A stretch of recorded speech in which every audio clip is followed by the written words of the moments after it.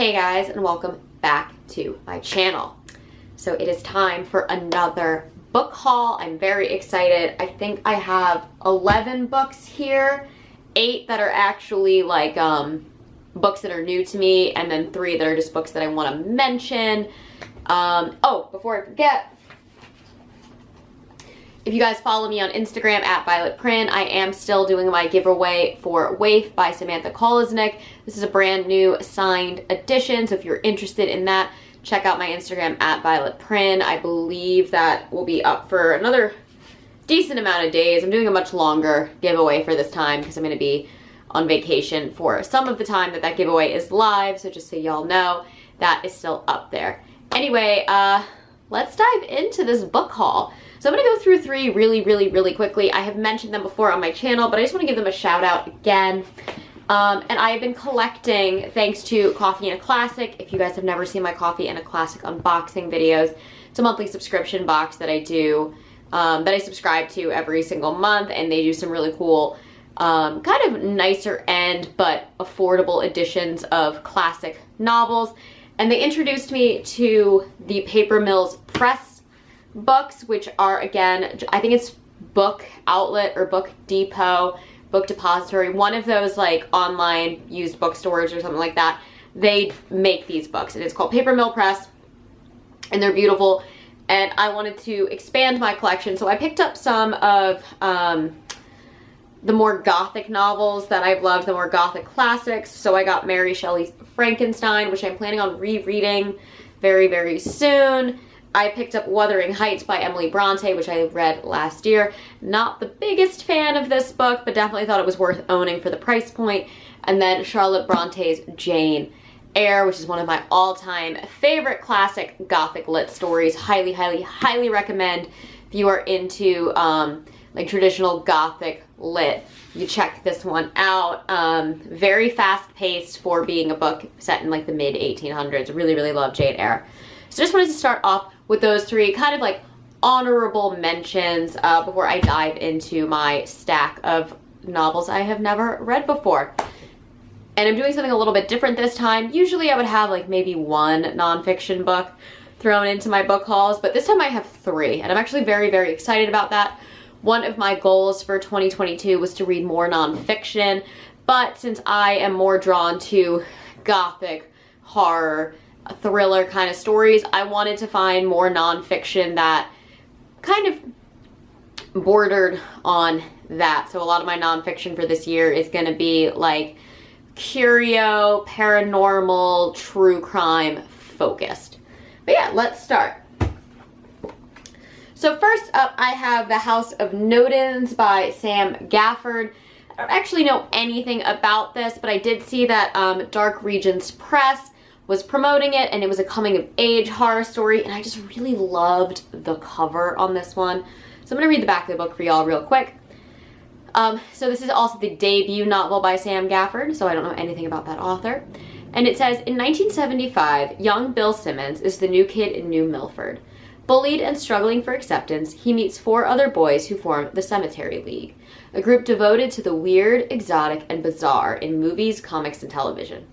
Each boy carries their own secret, which combine to come to a violent and fiery conclusion in a lonely Connecticut forest. Now, nearly 40 years later, the events of that night come back to haunt Bill Simmons as, one by one, the members of the Cemetery League are targeted by an unknown force that may have unnatural links to their past. Has something or someone come to exact a bloody vengeance? And how is it linked to a serial killer's 20-year spree throughout the Nutmeg State? To answer these questions, Bill Simmons will have to face his greatest fears and the failure that destroyed his life and left him a hopeless alcoholic. But will it be enough? Ugh, this just sounds like very standard coming-of-age supernatural horror, which if you've been on my channel for a while, you know is my favorite genre, and it doesn't matter how many times they do a group of like 12-year-old boys plagued by something supernatural who come back like in adulthood. I will read it. It is my favorite subgenre of horror, and I cannot wait to read it. I love that cover. That cover is so spooky. Oh, so good. So I haven't really read too much from Dark Regions Press before, but I'm really excited for that, and the cover just really stuck out to me. All right, next up. So I was in the Strand bookstore here in Manhattan the other day and I saw this and I was like, why is this in the horror section? It was very like Breakfast at Tiffany's looking and I had to pick it up and see what it was about, and then I read the inside cover and was like, oh, okay. So this is Mrs. March by Virginia Fato. I'm gonna go with Fato. I'm gonna read the inside cover for you. This is also a debut novel. And it says, George March's latest novel is a smash. No one could be prouder than his dutiful wife, Mrs. March. A careful creature of routine and decorum, she lives a precariously controlled existence on the Upper East Side. One morning, the shopkeeper of her favorite patisserie suggests that her husband's latest protagonist, a detestable character named Joanna, is based on Mrs. March herself. Clutching her ostrich leather pocketbook and mint-colored gloves, she flees the shop. What could have merited this humiliation? The one casual remark robs Mrs. March of the belief that she knew everything about her husband and herself. Suddenly, she is hurled on a harrowing journey that begins within the pages of a book. While snooping in George's office, Mrs. March finds a newspaper clipping about a missing woman. Did George have anything to do with her disappearance? He's been going on a lot of hunting trips up north with his editor lately, leaving Mrs. March alone at night with her tormented thoughts, and the cockroaches that have started to appear, and strange breathing noises. As she begins to decode her husband's secrets, her deafening anxiety and fierce determination threaten everyone in her wake, including her stoic housekeeper, Martha, and her unobtrusive son, Jonathan, whom she loves so profoundly when she remembers to love him at all. Combining a Hitchcockian sensibility with wickedly dark humor, Virginia Fato, a brilliantly talented and mischievous newcomer, offers a razor-sharp exploration of the fragility of identity, a mesmerizing novel of psychological suspense and casebook insecurity turned full-blown neurosis. Mrs. March will have you second-guessing your own seemingly familiar reflection in the mirror. I love that. Any kind of like true crimey horror story about New York, I'm always very, very drawn to. Again, I live in New York, so I'm very, very partial to reading about it just because I know it so well, and it's such a labyrinth of a city, and you can just do so much with that as a setting. So I'm very, very excited about that. It feels very like Gossip Girl meets like Agatha Christie, so very stoked on that. Speaking of horror set in New York, I have The Witches of New York by Amy McKay. I've seen this everywhere. This has been at the Strand and on my radar for months, and I finally had to pick it up when I saw Mrs. March at the Strand recently, and let's read about this one. New York City in the spring of 1880 is a place alive with wonder and curiosity. Seances are the entertainment of choice in exclusive social circles, and many enterprising women, some possessed of true intuitive powers, some gifted with the art of performance, find work as mediums. At their humble tea shop, Tea and Sympathy, Adelaide Thom and Eleanor St. Clair provide a place for whispered confessions, secret cures, and spiritual assignations for a select society of ladies who speak the right words and ask the right questions. When Tea and Sympathy posts an ad that reads, "Respectable lady seeks dependable shop girl," those averse to magic need not apply. 17-year-old Beatrice leaves the safety of her village to answer, though she has little inclination of what the job will demand. Beatrice doesn't know it yet, but she has great spiritual gifts, one that she will come to harness under the tutelage of Adelaide and Eleanor. But not even they can prepare Beatrice for the evils lurking in the darkest corners of the city, or give her the courage it will take to face them. 1800s New York is just another thing that I mean 1800s anything, to be honest with me. But I love that. I'm really, really interested in that. I love that the tea shop is called Tea and Sympathy. So excited for that. All right, so these next three are all going to be nonfiction. Very excited about that. First up is also from the Strand. This is The Trial of Lizzie Borden, a true story by Kara Robertson. Back in January, I went to the Lizzie Borden house, took a full private tour of the property, and fell in love with that case, which is a weird thing to say about a true crime case, but I really wanted to learn more about it. I've listened to numerous podcasts, again, visited the property, spoke with the tour guides, but I really wanted to find a book that I thought would do justice to the case and would be kind of at ease with me reading, and this one seemed to have the highest reviews, so I picked this up. And it says, when Andrew and Abby Borden were brutally hacked to death in Fall River, Massachusetts in August of 1892, The arrest of the couple's daughter, Lizzie, turned the case into international news and her trial into a spectacle unparalleled in American history. The popular fascination with the Borden murders and its central enigmatic character has endured for more than 100 years, but the legend often outstrips the story. Based on transcripts of the Borden legal proceedings, contemporary newspaper articles, previously withheld lawyers' journals, unpublished local reports, and recently unearthed letters from Lizzie herself, the trial of Lizzie Borden is a definitive account of the Borden murder case and offers a window into America in the Gilded Age, showcasing its deeply held convictions and its most troubling social anxieties. If you guys are interested in the Lizzie Borden case, I do highly recommend checking out the actual property. I do have a whole video that I'll link up above on my own personal experiences visiting it, but I do think it's a really, really fascinating case, and I do think it's one that is potentially unsolved. I'm not sold yet from what I know on whether Lizzie Borden was the culprit in this crime, and even if she was the sole culprit. I kind of lean towards the fact that maybe she had other people involved or maybe took the fall for a member in her family.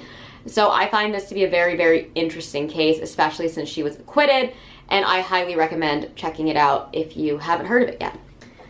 Okay, so next up I have Haunted New Orleans, History and Hauntings of the Crescent City by Troy Taylor. I'm planning on visiting New Orleans later this year, so I wanted to pick this up as kind of a guidebook. I read in this series The Haunting Ghosts of Manhattan.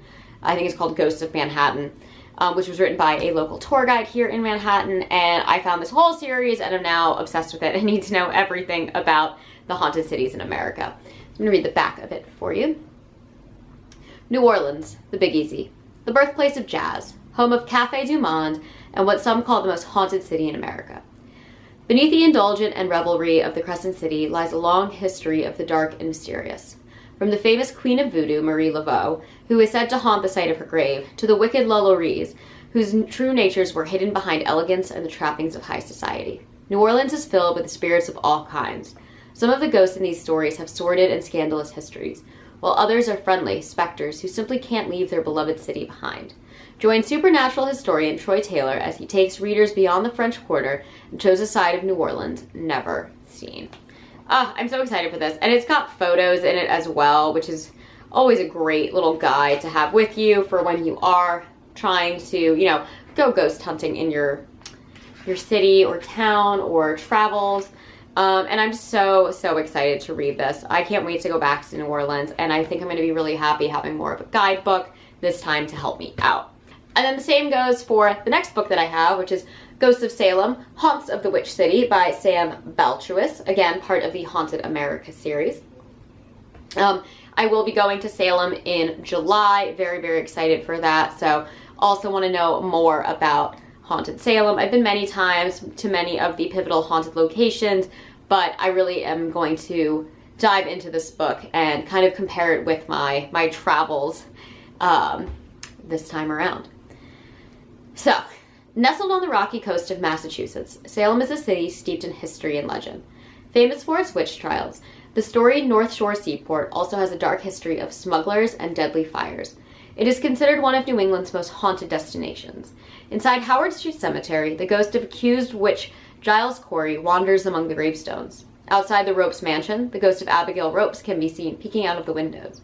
The Gardner Pingree House on Essex Street is the host to the spirit of Sea Captain Joseph White, a man whose murder in 1830 inspired literary giants like Edgar Allan Poe and Nathaniel Hawthorne.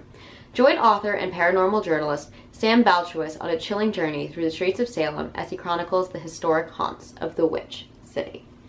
So those are the three nonfiction stories that I have, or nonfiction books that I have for today. Very excited, really trying to dive more into, like I said, dark nonfiction, kind of that whole morbid curiosity side of nonfiction, and I think all three of these really hit the nail on the head for that kind of category.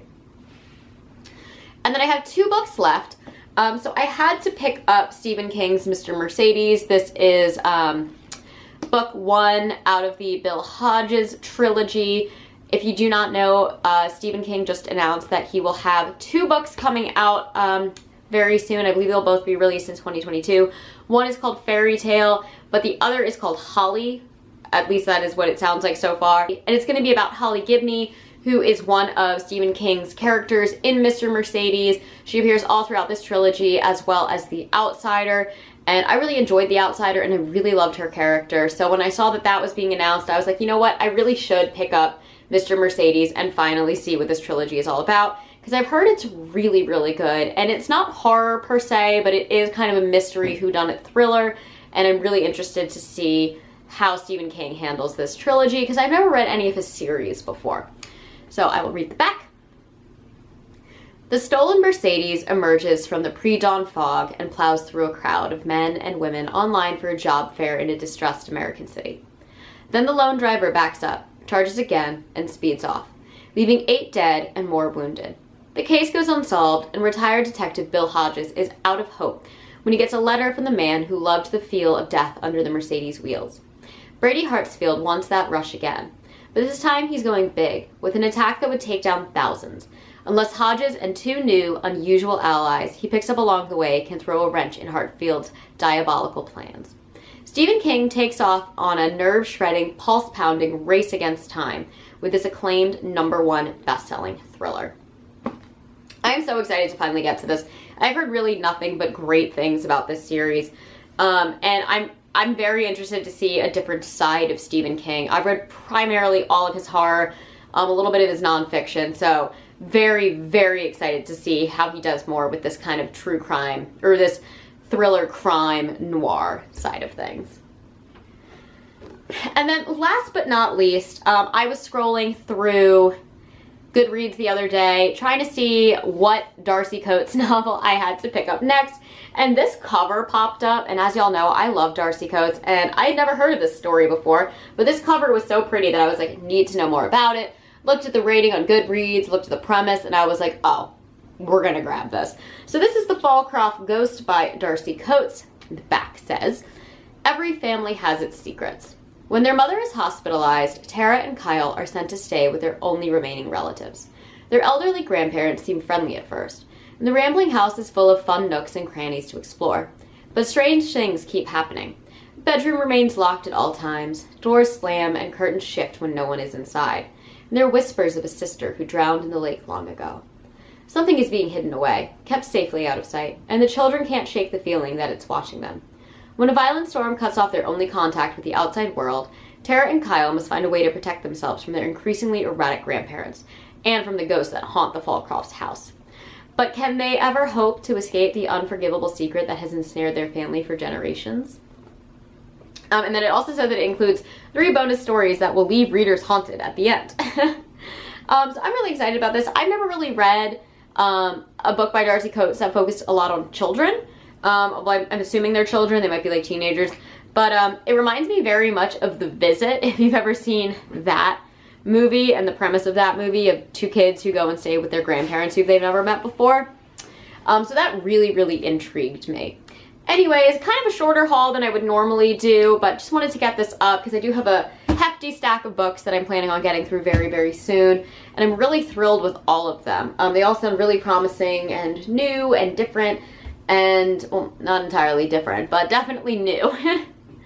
And I cannot wait to dive into them. So, as always, thank you all so much for watching. I post every Monday and Thursday, sometimes on Saturdays. If you enjoy these videos, please hit the like and subscribe buttons down below, and I will catch you all in the next one. Mwah.